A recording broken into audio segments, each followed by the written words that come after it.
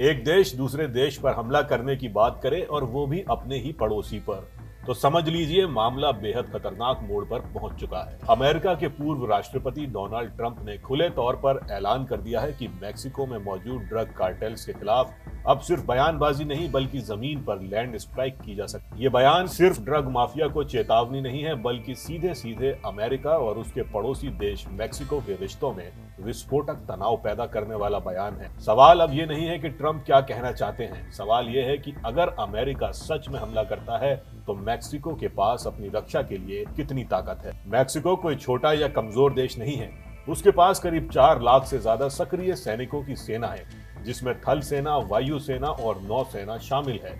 साथ ही लगभग 1 लाख के करीब रिजर्व फोर्स भी मौजूद है। संख्या के लिहाज से ये दुनिया की टॉप 35 सेनाओं में गिनी जाती है। लेकिन हकीकत यह है कि मैक्सिको की सेना का ढांचा बड़े देशों से युद्ध लड़ने के लिए नहीं बल्कि देश के अंदर ड्रग कार्टेल, संगठित अपराध, सीमा सुरक्षा और आंतरिक स्थिरता बनाए रखने के लिए तैयार किया गया है। यही वजह है कि कागज पर बड़ी दिखने वाली ये सेना अमेरिका जैसी सुपर पावर के सामने सामरिक रूप से कमजोर मानी जाती है। अमेरिका और मैक्सिको की ताकत में फर्क सिर्फ सैनिकों की संख्या का नहीं बल्कि हथियारों, तकनीक और बजट का है। मैक्सिको का सालाना रक्षा बजट करीब 10 से 12 अरब डॉलर के आसपास है, जबकि अमेरिका हर साल सैकड़ों अरब डॉलर अपनी सेना पर खर्च करता है। अमेरिका के पास अत्याधुनिक fighter jets, drone, satellite surveillance, missile system और स्पेशल फोर्सेज हैं, जिनके सामने मैक्सिको की सैन्य क्षमता बेहद सीमित मानी जाती है। यही वजह है कि ट्रंप इतने आत्मविश्वास के साथ लैंड स्ट्राइक जैसी बात कर रहे हैं। लेकिन ये मामला सिर्फ सैन्य ताकत का नहीं है, ये मामला ड्रग कार्टेल्स का है और यही सबसे खतरनाक हिस्सा है।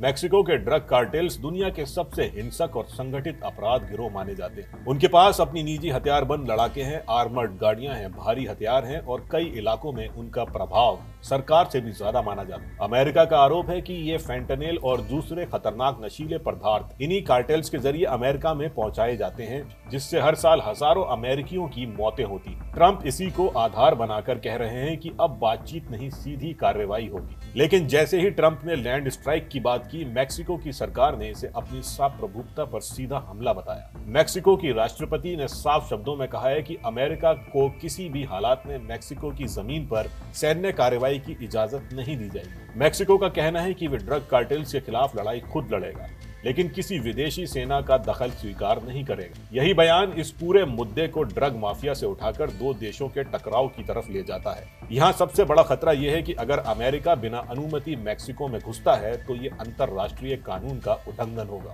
और पूरी दुनिया में एक गलत मिसाल कायम करेगा।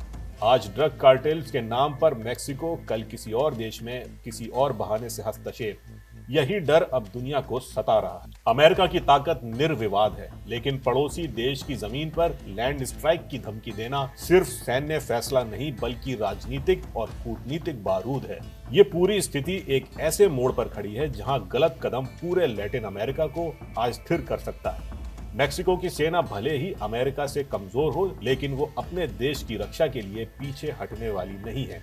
अगर अमेरिका और मैक्सिको आमने सामने आते हैं तो ये सिर्फ ड्रग कार्टेल्स के खिलाफ ऑपरेशन नहीं रहेगा, ये इतिहास का एक ऐसा टकराव होगा जो दुनिया की राजनीति में लंबे समय तक असर छोड़ेगा।